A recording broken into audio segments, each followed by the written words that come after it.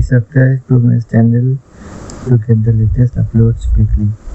Sri Sai Satcharitra Chapter 15. Naradiya Kirtan Padati, Mr. Cholkar's sugarless tea, 2 lizards. The readers may remember that mention was made in the 6th chapter regarding the Ramanavami festival in Shirdi, how the festival originated, and how in the early years there was a great difficulty in getting a good Haridas for performing Kirtan on that occasion, and how Baba permanently entrusted this function, Kirtan, to Dasganu permanently. Now in this chapter we shall describe the manner in which Dasganu was performing the Kirtan.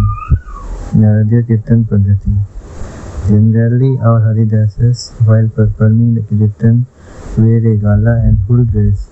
They put on a head dress, either a fita or a turban, a long flowing coat with a shirt inside, and a Parani short dhota on the shoulders, and the usual long dhota from the waist below. Dressed in this fashion for some Kirtan in the Shirdi village, Dasganu once went to bow to Baba.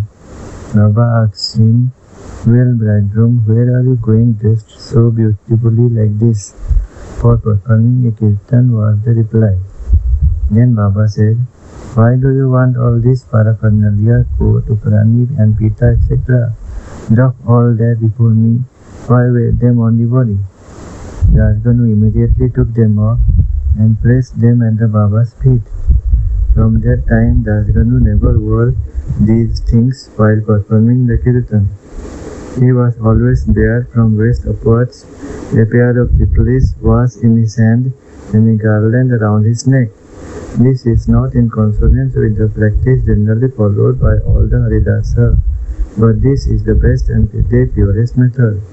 This says Narada, from whom the Kirtan Parati originated, wore nothing on his trunk and head.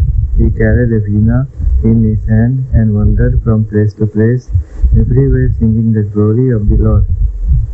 Mr. Cholkar's sugarless tea. Initially Baba was known in Pune and Ahmednagar districts, but Nana Sahib Chandorkar, by his personal talks, and by Dasganu, by his splendid Kirtans, spread the fame of Baba in the Konkan, Bombay Presidency. In fact, it was Dasganu, may God bless him, who, by his beautiful and inimitable Kirtans, made Baba available to so many people there. The audience who come to hear the Kirtans have different tastes. Some like the erudition of the Haridasas, some his gestures, some his singing, some his wit and humor, some his preliminary dissertation on Vedanta, and some others his main stories and so on. But among them there are very few who by hearing the Kirtan get faith and devotion or love for God or saints. The effect of hearing Dasganu's Kirtan on the minds of audience was however electric, as it were. We give an instance here. Dasganu was once performing his Kirtan and singing the glory of Sai Baba in the Gopineshwar temple in Thana. One Mr. Cholkar, a poor man serving his candidate in the civil courts in Thana, was amongst the audience.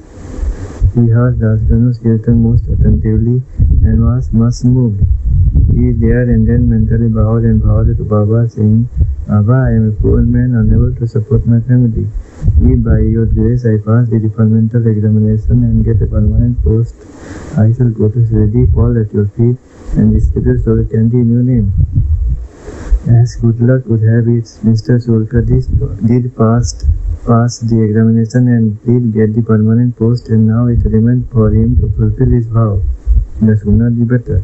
Mr. Cholkar was a poor man with a large family to support, and he could not afford to pay for the expenses of a Shirdi trip. As is well said, one can easily cross over Nane Ghat in Thana district or even the Sahyadri range, but it is very difficult for a poor man to cross Umbare Ghat, that is the threshold of his house. As Mr. Cholkar was anxious to fulfill his vow as early as possible, he resolved to economize, cut down his expenses, and save money. He determined not to use sugar in his diet and began to take his tea without it. After he was able to save some money, in this way He came to Shirdi, took Baba's darshan, fell at his feet, offered a coconut, distributed it with a clear conscience along with sugar candy as per his vow, and said to Baba that he was much pleased with his darshan and that his desires were fulfilled that day.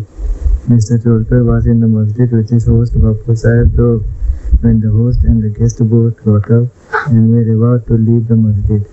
Baba spoke to Jog as follows: "Give him your guest cups of tea, fully saturated with sugar." Hearing these significant words, Mr. Cholkar was much moved. He was wonderstruck, his eyes were bedewed with tears, and he fell at Baba's feet. Mr. Jog was always curious about this direction, daring the tea cups to be given to his guest. Baba wanted by his words to create faith and devotion in Cholkar's mind. He hinted as it were that he got his obedience as per his vow, and that he knew full well his secret determination not to use sugar in his diet. Baba meant to say, "If you spread your palms with devotion before me, I am immediately with you day and night. Though I am here bodily, still I know what you do beyond the seven seas. Go wherever you will over the wide world, I am with you. My abode is in your heart and I am within you. Always worship me who is seated in your heart, as well as in the hearts of all beings.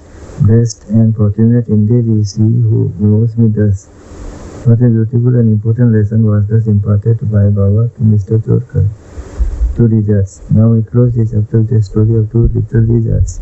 Once Baba was sitting in the masjid, a devotee sat in front of him.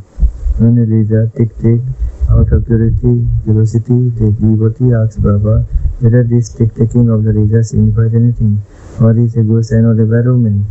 Baba said that the lizard was overjoyed as her sister from Aurangabad was coming to see her. The devotee sat silent, not making out the meaning of Baba's words. Immediately a gentleman from Aurangabad came on horseback to see Baba. He wanted to proceed further, but his horse would not go, as it was hungry and wanted grams.